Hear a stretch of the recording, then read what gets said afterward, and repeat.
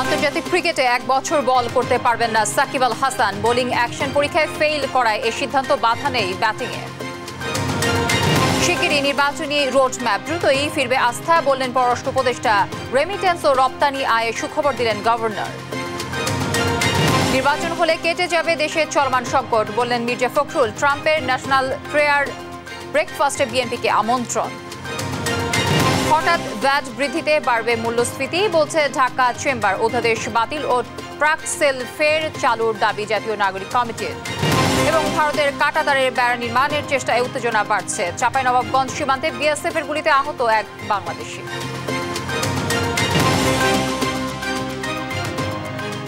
দর্শক, সংবাদ রাতে শুনছিলেন টিএমটি বার সংবাদ শিরোনামগুলো। সঙ্গে থাকছে আমি তানজিয়া জুথি। এবার জানাবো বিস্তারিত।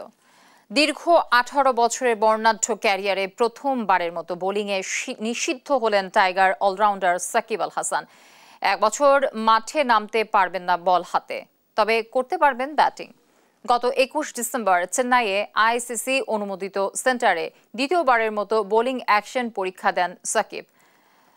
লাভবরো ইউনিভার্সিটিতে দেয়া প্রথম পরীক্ষায় তার অ্যাকশন অবৈধ প্রমাণিত হয়। পরে দ্বিতীয় পরীক্ষাতেও ফেল করেন সাকিব। বাহাতি এই অলরাউন্ডারের নিষেধাজ্ঞার বিষয়টি নিশ্চিত করেছে বাংলাদেশ ক্রিকেট বোর্ড বিসিবি।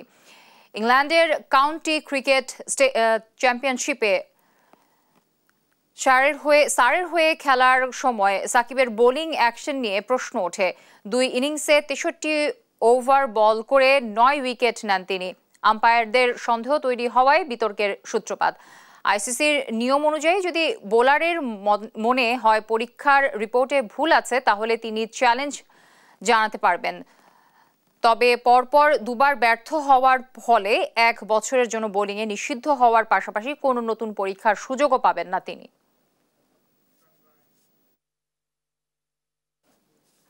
খুব তাড়াতাড়ি নির্বাচনী রোডম্যাপ প্রকাশ হবে বলে জানিয়েছেন পররাষ্ট্র উপদেষ্টা তৌহিদ হোসেন।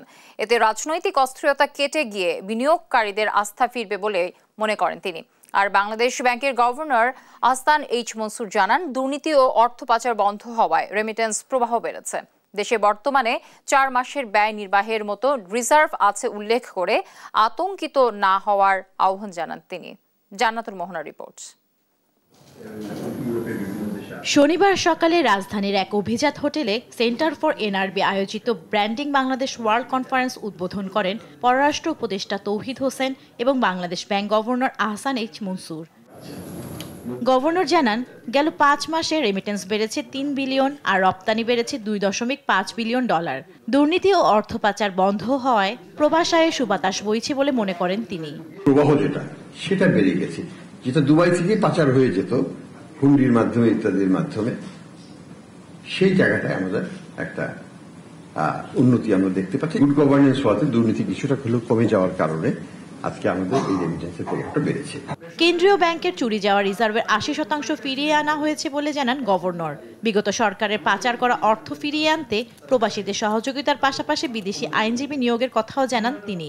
টাকা 80% ফেরত আসছে, 20% আসে নাই, সেটা নিয়ে মামলাও চলছে এখন নিয়োগ কোর্টে, এবং সেটা আমরা আশা করি আমরা সেটা জিতবো। একটা ফিলিপিনো ব্যাংক কোর্টের সাথে জড়িত আছে, সেই ব্যাংকের এগেইনস্টে মামলা চলছে। তো এটা বাকি যে $50 মিলিয়ন মতো আছে বা 600 কোটি টাকার মতো, সেটা আমরা আশাবাদী সেটা ফেরত আসবো। আর বাংলাদেশের বিরুদ্ধে ভারতীয় মিডিয়ার প্রোপাগান্ডা রুখে দিতে প্রবাসীদের সহযোগিতা চেয়েছেন পররাষ্ট্র উপদেষ্টা তৌহিদ হোসেন। তাদের হয়রানির দায় স্বীকার করে দোষীদের শাস্তির হুঁশিয়ারিও দেন তিনি। তাদের প্রচারণা দেখলে মনে হবে যে এখানে যুদ্ধাবস্থা বিরাজ করছে, হিন্দুদেরকে সমানে কচুকাটা করা হচ্ছে এবং তাদের বাড়িঘর সব লুটপাট করে ফেলা হচ্ছে। এই ধরনের একটা ইমেজ তারা কিন্তু সৃষ্টি করার চেষ্টা করছে এবং সেটা প্রপাগেট করছে ভারতের ডায়াসপোরা সমস্ত পৃথিবীতে। আমার মনে হয় এখানে আপনাদের একটি ভূমিকা পালন করার আছে। তার আশা, রোডম্যাপ প্রকাশ হলেই দ্রুততম সময়ে নির্বাচন হবে। এতে কেটে যাবে রাজনৈতিক অস্থিরতা, ফিরবে বিদেশি বিনিয়োগকারীরা। খুব তাড়াতাড়ি একটি রোডম্যাপ এসে যাবে, তখন সহজে আস্থা ফিরে আসবে আমাদের যে বিদেশি বিনিয়োগকারীরা আছেন। প্রবাসীদের দেশীয় রাজনৈতিক দলাদলিতে লিপ্ত না থেকে সংশ্লিষ্ট দেশের রাজনীতিতে যুক্ত হওয়ার পরামর্শও দেন পররাষ্ট্র উপদেষ্টা। আমরা স্থানীয় রাজনীতিতে জড়িত হব। আমি জান্নাতুল মোহনা, দেশ টিভি, ঢাকা। দেশের কিছু মানুষ ঐক্যে ফাটল ধরানোর চেষ্টা করলেও তা সফল হবে না বলে মন্তব্য করেছেন বিএনপি মহাসচিব মির্জা ফখরুল ইসলাম আলমগীর। বলেন, নির্বাচন হলে দেশের সংকট দূর হবে। কোনো হটকারিতা না করে নতুন বাংলাদেশ গড়তে ধৈর্য ও ঐক্য ধরে রাখার আহ্বানও জানান তিনি। নির্বাচন ও সংস্কার নিয়ে বিএনপির অবস্থানের ভুল ব্যাখ্যা দেয়া হচ্ছে বলে অভিযোগ করেন দলটির মহাসচিব। সাইফুল রিপনের প্রতিবেদনে বিস্তারিত। আমার বাংলাদেশ পার্টির প্রথম জাতীয় কাউন্সিলের অধিবেশনে অংশ নেন ছাত্র জনতার অভ্যুত্থানে আহত নিহতদের স্বজন সহ বিভিন্ন রাজনৈতিক দলের নেতারা। 24-এর আত্মত্যাগকারীদের যেন কেউ ভুলে না যায় সে আহ্বান জানান স্বজনরা। আপনারা প্রত্যেক শহীদ পরিবারদেরকে মনে রাখবেন, শহীদদেরকে ভুলে যাবেন না। গণহত্যার বিচার না হওয়া পর্যন্ত আওয়ামী লীগকে রাজনীতি করতে দেয়া উচিত হবে না বলে মনে করেন রাজনৈতিক নেতারা। তাদের মতে দ্রুততম সংস্কার শেষ করে নির্বাচন না দিলে সংকট আরো বাড়বে। ফ্যাসিস্ট স্বৈরাচারী সরকারের আমলে দ্রব্যমূল্যের কষাঘাতে মানুষ যেভাবে জর্জরিত হয়েছে তার থেকে কোনো পরিত্রাণ আমরা পাই নাই। যদি আওয়ামী লীগকে গণহত্যার বিচারের আগে নির্বাচনে অংশ নেওয়ার সুযোগ করে দেওয়া হয় তাহলে শহীদের রক্তের সাথে গাইবাদি করা হবে। আমরা যত তাড়াতাড়ি সম্ভব, যত যোগ্যতার সাথে সম্ভব সংস্কার করে নির্বাচন চাই, না হলে দেশ আরো বড় একটা সংকটের মধ্যে পড়তে পারে। বিএনপি মহাসচিব মির্জা ফখরুল ইসলাম আলমগীর বলেন, দেশকে নতুন করে গড়ার যে সুযোগ এসেছে তা কাজে লাগাতে হঠকারিতায় না গিয়ে ঐক্যবদ্ধ থাকতে হবে। এখানে আমাদের কোনো বিভেদ নেই, কিন্তু দুর্ভাগ্যক্রমে আমাদের দেশের কিছু মানুষ তারা আজকে বিভিন্নভাবে এই ঐক্যে তারা কিছু ফাটল ধরানোর চেষ্টা করছেন। আমি জানি সেই চেষ্টা সফল হবে না। বাংলাদেশকে নতুন করে নির্মাণ করবার যে স্বপ্ন আমরা দেখছি, সেই স্বপ্নকে বাস্তবায়িত করতে হলে আমাদের কিন্তু একটু ধৈর্য ধরে করতে হবে। নির্বাচন হলে চলমান রাষ্ট্রীয় সংকট দূর হবে বলেও মনে করেন তিনি। নির্বাচনটা কেন দ্রুত চাই? এই কারণে দ্রুত চাই যে নির্বাচনটা হলে আমাদের যে শক্তি, সেই শক্তি আরো বাড়বে। যে সরকার থাকবে, পার্লামেন্ট থাকবে, অনেক বেশি শক্তিশালী হবে। আর যে সংকটগুলো সৃষ্টি হয়েছে সেই সংকটগুলো দূর হয়ে যাবে। এদিকে কেন্দ্রীয় কার্যালয়ে সংবাদ সম্মেলনে নিত্যপণ্যের দাম নিয়ন্ত্রণে অন্তর্বর্তী সরকার ব্যর্থতার দিকে এগিয়ে যাচ্ছে বলে মন্তব্য করেন বিএনপির সিনিয়র যুগ্ম মহাসচিব রুহুল কবির রিজভী। নিত্য প্রয়োজনীয় দ্রব্যমূল্যের ঊর্ধ্বগতি নিয়ন্ত্রণ ও সাধারণ মানুষকে স্বস্তি দিতে অন্তর্বর্তীকালীন সরকার ক্রমান্বয়ে যেন ব্যর্থ হচ্ছে, এটা একটা উদ্বেগের বিষয়। পাঠ্য বইয়ে এখনো বিকৃত ইতিহাস রাখার সমালোচনাও করেন তিনি। শিক্ষার্থীদের মগজ ধোলাইয়ের প্রকল্প বাস্তবায়ন করতে চাচ্ছে, আবারও যে বই ছাপা হয়েছে। সাইফুল রিপন, দেশ টিভি, ঢাকা। যুক্তরাষ্ট্রের নতুন president Donald Trump national prayer breakfast অনুষ্ঠানে আমন্ত্রণ পেয়েছে বাংলাদেশের রাজনৈতিক দল বিএনপি। শনিবার দলটির মিডিয়া সেলের পক্ষ থেকে এ তথ্য নিশ্চিত করা হয়। ইউএস কংগ্রেসের নেতৃত্বে আগামী 5 ও 6 ফেব্রুয়ারি ওয়াশিংটন ডিসিতে অনুষ্ঠানটির আয়োজন করা হবে। সেখানে উপস্থিত থাকবেন বিভিন্ন দেশের রাজনৈতিক, ধর্মীয় সহ গুরুত্বপূর্ণ ব্যক্তিরা। এ বিষয়ে আরো জানাচ্ছেন আফরিন মৌ। প্রতিবারই নতুন মার্কিন প্রেসিডেন্ট নির্বাচিত হওয়ার পরই ন্যাশনাল প্রেয়ার ব্রেকফাস্টের আয়োজন করা হয়। এবারও ঘটেনি তার ব্যতিক্রম। ন্যাশনাল প্রেয়ার ব্রেকফাস্ট একটি বার্ষিক অনুষ্ঠান, সাধারণত ফেব্রুয়ারির প্রথম বৃহস্পতিবার ওয়াশিংটন ডিসিতে অনুষ্ঠিত হয়। প্রার্থনা ও আন্তঃধর্মীয় সংলাপের মাধ্যমে রাজনৈতিক ও ধর্মীয় নেতাদের একত্র করার প্ল্যাটফর্ম এটি। এবারের যুক্তরাষ্ট্রের নতুন প্রেসিডেন্ট ডোনাল্ড ট্রাম্পের ন্যাশনাল প্রেয়ার ব্রেকফাস্ট অনুষ্ঠানে আমন্ত্রণ পেয়েছেন বাংলাদেশের রাজনৈতিক দল বিএনপি। শনিবার দলটির মিডিয়া সেলের পক্ষ থেকে এ তথ্য নিশ্চিত করা হয়। 10 জানুয়ারি বিএনপি প্রতিনিধি দলের মধ্যে আমন্ত্রণ পেয়েছেন দলটির ভারপ্রাপ্ত চেয়ারম্যান তারেক রহমান, মহাসচিব মির্জা ফখরুল ইসলাম আলমগীর, স্থায়ী কমিটির সদস্য ও চেয়ারপারসন ফরেন অ্যাফেয়ার্স অ্যাডভাইজারি কমিটির সদস্য Amir Khasru Mahmud Chowdhury. National prayer breakfast ইভেন্টটি মূলত খ্রিস্টান ব্যক্তিত্ব, পাদ্রী, নির্বাচিত কর্মকর্তা এবং উদ্যোক্তাদের একটি সমাবেশ, যা সাধারণত ফেব্রুয়ারির প্রথম বৃহস্পতিবার ওয়াশিংটন ডিসিতে অনুষ্ঠিত হয়। প্রায় 100 দেশের 3,500-এর মতো অতিথি অংশ নেন এ অনুষ্ঠানে। মার্কিন এ বার্ষিক অনুষ্ঠানটি প্রথম প্রেসিডেন্সিয়াল প্রেয়ার ব্রেকফাস্ট নামে পরিচিত ছিল। পরে 1970 সালে এর নামকরণ হয় ন্যাশনাল প্রেয়ার ব্রেকফাস্ট। এই বার্ষিক ইভেন্টে প্রার্থনা, রাজনীতি এবং ব্যবসা সহ সমসাময়িক গুরুত্বপূর্ণ বিষয় উঠে আসে। তাই এতে যোগদান মার্কিন প্রেসিডেন্টদের জন্য একটি প্রধান বিষয় হয়ে উঠেছে। বার্ষিক এ অনুষ্ঠানে প্রথমবারের মতো 1953 সালে দেশটির প্রেসিডেন্ট ডোয়াইট ডি আইজেনহাওয়ার যোগ দেন। পরবর্তীতে তার উত্তরসূরিরাও একই পথ অনুসরণ করেন। আফরিন মৌ, নিউজ ডেস্ক, দেশ টিভি। সীমান্তে ভারতের কাঁটা তারের বেড়া নির্মাণের চেষ্টা ঘিরে বেশ কয়েকদিন ধরেই চলছে উত্তেজনা। এর মধ্যেই চাঁপাইনবাবগঞ্জ সীমান্তে বিএসএফ এর গুলিতে আহত হয়েছেন 2 বাংলাদেশি। এদিকে শুক্রবারও লালমনিরহাটের মুন্সিপাড়া সীমান্তে কাঁটা তারের বেড়া নির্মাণের চেষ্টা চালায় বিএসএফ। এসব ঘটনায় শনিবারও উত্তেজনা বিরাজ করছে 2 জেলার সীমান্তে। সহকর্মীদের তথ্য ও ছবিতে আপনপু রিপোর্ট। বাংলাদেশের কয়েকটি সীমান্তে ভারতের কাঁটাতারের বেড়া নির্মাণের চেষ্টা ঘিরে বেশ কয়েকদিন ধরেই বিরাজ করছে উত্তেজনা। এর মধ্যেই চাঁপাইনবাবগঞ্জ সীমান্তে বিএসএফ এর গুলিতে আহত হয়েছে 2 বাংলাদেশি। শুক্রবার দিবাগত রাত 2টার দিকে জেলার শিবগঞ্জ উপজেলার চাকপাড়া সীমান্তে এ ঘটনা ঘটে। এর বিচার চাই, বিচার যদি করে দেন তো দেন, না হলে দেন না, কি করবো, বিচারটা চাই। বাগান ধুইতে যেই ছিল, কিন্তু সকালে নামাজ পড়ে বাড়ি শুনছি যে ছেলেকে গুলি লেগে। শহীদুল গেছিল আমবাগানে বীজ দিতে, কিছুক্ষণ পরে শুনছি শহীদুলকে ইন্ডিয়ার বিএসএফ গেট খুলে এসে সীমান্ত এলাকা থেকে তাকে গুলি করে গেছে। শহীদুল সে একদিন ভালো ছেলে, কোরআনের হাফেজ ও ছেলে, কোনোদিন এলা খারাপ কাজে জড়িত না। ওখানে কাজে গেছিল, বিএসএফ এর লোককে গুলি করেছে, এখন কিভাবে যে আছে তা বলতে পারবো না। বিএসএফ মাঝে মধ্যে গুলি করে, এটা তো ঠিক না, আমরা তো নিরাপত্তাহীনতায় ভুগছি। আহতদের মধ্যে মিজানুর নামে একজন স্থানীয় হাসপাতালে চিকিৎসা নেন। শহীদুল ইসলাম নামে আরেকজন চিকিৎসা নিচ্ছেন রাজশাহী মেডিকেলে। ভোর 5:30 নাগাদ এই রোগীটি শিবগঞ্জ চাঁপাইনবাবগঞ্জ থেকে গুলিবিদ্ধ অবস্থায় আমাদের রাজশাহী মেডিকেল কলেজ হাসপাতালে জরুরি বিভাগে এসে পৌঁছে। তো আমরা প্রাথমিকভাবে তাকে তখন পরীক্ষা নিরীক্ষা করে সার্জারি 2 নম্বর ওয়ার্ডে ভর্তি দিই। আমরা জেনেছি যে তার বুকের ডান পাশে উপরের দিকে একটি গুলি আছে এবং বর্তমানে সে চিকিৎসাধীন রয়েছে। অতি শীঘ্রই তার অস্ত্রোপচারের জন্য সর্বোচ্চ প্রস্তুতি নেওয়া সম্পন্ন হয়েছে। এদিকে শুক্রবার আবারও লালমনিরহাটের মুন্সিপাড়া সীমান্তে শূন্য রেখা বরাবর কাঁটাতারের বেড়া নির্মাণের চেষ্টা চালায় ভারতীয় সীমান্তরক্ষী বাহিনী বিএসএফ। বিজিবির বাধার মুখে কাজ বন্ধ রাখে তারা। এ নিয়ে বিজিবি বিএসএফ রিজিয়ন পর্যায়ের কর্মকর্তাদের বৈঠকের কথা জানিয়েছেন 51 বিজিবির অধিনায়ক লেফটেন্যান্ট কর্নেল সেলিম আলদিন। তাদেরকে স্ট্রংলি প্রোটেস্ট করার পরে দেন তাদেরকে আমরা জানিয়েছি যে you have to stop the war. Then তারা ডিসাইডেড যে হ্যাঁ আমরা কাজ বন্ধ করছি। ফাইনালি তারা কাজ বন্ধ করেছে এবং আমরা বলেছি no further progress.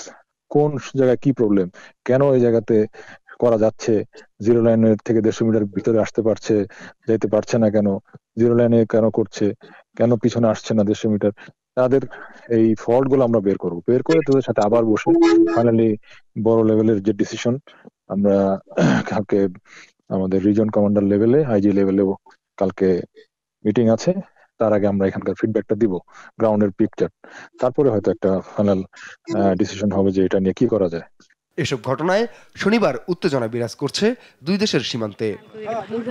আপনপু, news desk, দেশ টিভি। দেখছেন সংবাদ রাত। হঠাৎ ভ্যাট বৃদ্ধি, বাড়বে অর্থনৈতিক সংকট, বাড়বে মূল্যস্ফীতিও। এতে ক্ষুদ্র উদ্যোক্তা থেকে শুরু করে বিপাকে পড়বে বিদেশি বিনিয়োগও।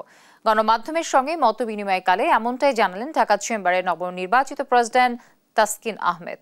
চলমান পরিস্থিতিতে এলডিজি উত্তরণের বিষয়ে সরকারের আরও ভাবা উচিত বলেও মন্তব্য করেন তিনি। কায়েস রাহাতের রিপোর্ট। পরিসংখ্যান ব্যুরোর তথ্য অনুযায়ী চলতি অর্থবছরের মাঝামাঝি এসে প্রবৃদ্ধি দাঁড়িয়েছে 5.82%, যেখানে নেতিবাচক প্রবৃদ্ধি দেখা গেছে ব্যক্তি খাতে বিনিয়োগে। এমন অবস্থায় জ্বালানির দাম 150% এবং 10% থেকে 20% কর বৃদ্ধিতে বিপাকে ব্যবসায়ীরা। এতে বিদেশি বিনিয়োগ আরও কমার আশঙ্কা করছেন Dhaka chamber of commerce and ইন্ডাস্ট্রির নবনির্বাচিত সভাপতি তাসকিন আহমেদ। কর আদায়ে সরকারের নীতিমালা পরিবর্তনের দাবিও জানান তিনি। Promoting collaboration between government and private sector to ensure seamless integration of automated tax regime. Expanding the tax base through improved tax collection mechanism, broadening the scope of tax entities. সবকিছুর উপরে যদি আবার ভ্যাটের যদি এরকম একটা ইমপ্লিকেশন মিড ইয়ারে হয়ে যায়, আপনি কিভাবে ইনফ্লেশন উপর দিকে যাবে না এটা আমাদের কিন্তু বোধগম্য নয়। তাসকিন আহমেদ জানান, এদেশে বিনিয়োগ করতে 29টি প্রতিষ্ঠান থেকে 141 ধরনের ছাড়পত্র নিতে হয়। এসব জটিলতায় কমেছে বিদেশি বিনিয়োগ। এতে রপ্তানি 10.5% কমে দাঁড়িয়েছে 45.64%। এখন পর্যন্ত বাংলাদেশে প্রায় 29টা ডিফারেন্ট অথরিটি থেকে 141 ধরনের অ্যাপ্রুভাল দরকার হয় একটা ব্যবসা শুরু করার জন্য। ইনভেস্টমেন্ট ফ্রেন্ডলি রেগুলেশন যদি আমরা না আনতে পারি, পলিসি ইনকনসিস্টেন্সি যদি থাকে, লিগ্যাল চ্যালেঞ্জগুলো থাকে, এফডিআই কোনোদিনও কিন্তু আমাদের দেশে প্রসারিত হবে না। এ সময় মধ্যপ্রাচ্যকে প্রাধান্য দিয়ে পোশাক খাতের নতুন বাজার সৃষ্টি সহ ভবিষ্যৎ কর্মপরিকল্পনাও তুলে ধরেন নতুন ডিসিসিআই সভাপতি। কায়েস রাহাত, দেশ টিভি, ঢাকা। এদিকে ভ্যাট শুল্ক বৃদ্ধির অধ্যাদেশ বাতিল ও ট্রাক সেল কার্যক্রম ফের চালুর দাবি জানিয়েছেন জাতীয় নাগরিক কমিটি। IMF এর ঋণ টানতে ভ্যাট ও কর বাড়ানোর কারণে মূল্যস্ফীতি বাড়বে জানিয়ে সংস্থাটির শর্ত পুনর্বিবেচনা করার দাবিও জানান সংগঠনটি। দুপুরে বাংলা মোটরের কেন্দ্রীয় কার্যালয়ে এক সংবাদ সম্মেলনে এসব কথা জানান সংগঠনটির সদস্য সচিব আখতার হোসেন। 72-এর সংবিধান নিয়ে কয়েকটি রাজনৈতিক দলের অতিভক্তি রয়েছে বলে মন্তব্য করে তিনি বলেন, এসব দল মুক্তিযুদ্ধের সঙ্গে সংবিধান মিলিয়ে ফেলছে। তাদের নির্বাচিত সরকার ছাড়া সংস্কার সম্ভব নয়, এমন বক্তব্যের সঙ্গে জাতীয় নাগরিক কমিটি একমত নয় বলেও জানান তিনি। আখতার হোসেন বলেন, অন্তর্বর্তী সরকার চাইলে প্রয়োজনীয় সংস্কার শেষ করে জাতীয় ও স্থানীয় সরকার নির্বাচন একসঙ্গে করতে পারে। অবিলম্বে ভ্যাট ও সম্পর্ক শুল্ক অধ্যাদেশ প্রত্যাহার করতে হবে ও সিসিপি ট্রাক সেল এই মুহূর্তে চালু করতে হবে। আগামী 2-3 মাসের মধ্যে সরকার শুরু করলে যুগপৎভাবে জাতীয় নির্বাচন এবং স্থানীয় নির্বাচন চলতে পারে। সাইবার সুরক্ষার মতো আইনের মাধ্যমে রাষ্ট্রই জনগণের মানবাধিকার নষ্ট করছে বলে মন্তব্য করেছে ভয়েস ফর রিফর্ম এর মানবাধিকার কর্মীরা। এ সময় তারা আইনের অস্পষ্টতা থাকলে অধ্যাদেশ পরিবর্তনেরও আহ্বান জানান। শনিবার ঢাকা রিপোর্টার্স ইউনিটিতে ভয়েস ফর রিফর্ম এর উদ্যোগে আয়োজিত আলোচনা সভায় উঠে আসে সাইবার সুরক্ষা আইনের অনুমোদন পাওয়া খসড়া অধ্যাদেশের নানা দিক। এ সময় নতুন মোড়কে পুরনো আইন ফেরানোর চেষ্টা হচ্ছে বলেও মন্তব্য করেন বক্তারা। আলোচনায় আরও উঠে আসে ক্ষমতার অপব্যবহারের মাধ্যমে ডিজিটাল নিরাপত্তা আইন কাজে লাগিয়ে করা হয়রানির গল্প। এই আইনে অনেকগুলো আন্তর্জাতিক যে নীতিমালা আছে মৌলিক মানবাধিকারের, সেইগুলো ধারাগুলোকে আসলে তারা নীতিগুলোকে কোনো রকমের ভ্রুক্ষেপ করেন নাই, এবং একই সাথে তারা যেটা করেছেন যে নিজেদের বানোয়াট কতগুলা ধারা তারা এখানে বসিয়েছেন। মানবাধিকারের লেন্স কিন্তু ব্যবহার করা হয়নি, জনগণের স্বার্থের লেন্স ব্যবহার করা হয়নি, নিপীড়ন কিভাবে করা যায় সেই লেন্স ব্যবহার করা হয়েছে। এবং এটা আমি মনে করি মৌলিক একটা জায়গা যেটা নিয়ে আমাদের কাজ করতে হবে। এই আইনটার যেখানে যেখানে অস্পষ্টতা আছে সেগুলো ব্যাখ্যা, সেগুলো স্পষ্টকরণ অত্যন্ত জরুরি। দেখছেন সংবাদ রাত। মানিকগঞ্জে ব্যাডমিন্টন খেলায় বিরোধের জেরে একজনের মৃত্যু হয়েছে, আহত হন অন্তত 4 জন। শনিবার ভোরে দৌলতপুর উপজেলার চক মিরপুর ইউনিয়নে এই ঘটনাটি ঘটে। এলাকাবাসী জানান, শুক্রবার রাত 10টার দিকে ব্যাডমিন্টন খেলায় এলমেস ও ইউসুফের মধ্যে জুনিয়র ও সিনিয়র নিয়ে দ্বন্দ্বের জেরে এ বিরোধের সৃষ্টি হয়। পরে শনিবার ভোরে এলমেসের পরিবারের লোকজন হাতুড়ি, দা ও রড দিয়ে ইউসুফের পরিবারের উপর হামলা করে। এ হামলায় ইউসুফ সহ 5 জন আহত হন। আহতদের মধ্যে ইউসুফের অবস্থা গুরুতর হওয়ায় প্রথমে ঘিওর উপজেলা হাসপাতালে এবং পরে উন্নত চিকিৎসার জন্য ঢাকা প্রেরণ করা হয়। ঢাকায় নেয়ার পথে ইউসুফের মৃত্যু হয়। দ্রুত সময়ের মধ্যে দোষীদের গ্রেফতার করা হবে বলে জানায় পুলিশ।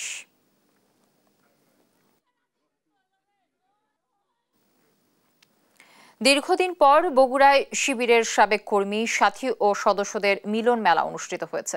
শনিবার দিনব্যাপী শহরের টিটু মিলনায়তনে 2000 কর্মী, সাথী ও সদস্যদের এ মিলন মেলায় প্রধান অতিথি ছিলেন জামায়াতে ইসলামীর সহকারী সেক্রেটারি জেনারেল মাওলানা রফিকুল ইসলাম খান। এ সময় তিনি বলেন, স্বাধীনতার পর বহু শাসকের পরিবর্তন হলেও মানুষের ভাগ্যের পরিবর্তন হয়নি। বাংলাদেশকে একটি সুখী, সমৃদ্ধশালী, মানবিক, ইসলামী রাষ্ট্র হিসেবে গড়ে তোলার লক্ষ্যে নেতাকর্মীদের ভূমিকা পালনে প্রস্তুতি নিতে বলেন জামায়াতে ইসলামের এ সহকারী সেক্রেটারি জেনারেল। আমরা এই বাংলাদেশকে আগামী দিনে একটি সুখী, সমৃদ্ধশালী, আধুনিক, মানবিক, ইসলামী রাষ্ট্র হিসেবে গড়ে তুলতে চাই।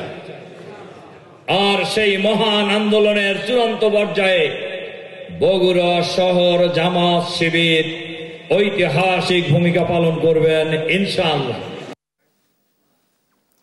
ভারত নদীকে ভূ রাজনৈতিক অস্ত্র হিসেবে ব্যবহার করে বলে মন্তব্য করেছেন নদী রক্ষা কমিশনের সাবেক চেয়ারম্যান ডক্টর মঞ্জুর আহমেদ চৌধুরী।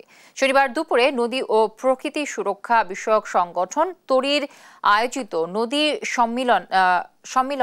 সম্মেলনে প্রধান অতিথির বক্তব্যে তিনি একথা বলেন। এ সময় তিনি আরও বলেন, ভারতকে নদীর ব্যাপারে বিশ্বাস করা যায় না, তাই বাংলাদেশকে পানির বিষয়ে ভারতের উপর নির্ভরশীল না হয়ে স্বনির্ভরশীল হতে হবে। তিনি বলেন, ভারতের সাথে বাংলাদেশের 50টিরও বেশি আন্তঃসীমান্ত নদী রয়েছে, তবে এসব নদীর পানির ন্যায্য হিস্সা নিয়ে দুই দেশের চুক্তি নিয়ে ভারতের আগ্রহ খুবই কম, যা ভবিষ্যতে বাংলাদেশের জন্য হুমকি হয়ে দাঁড়াবে।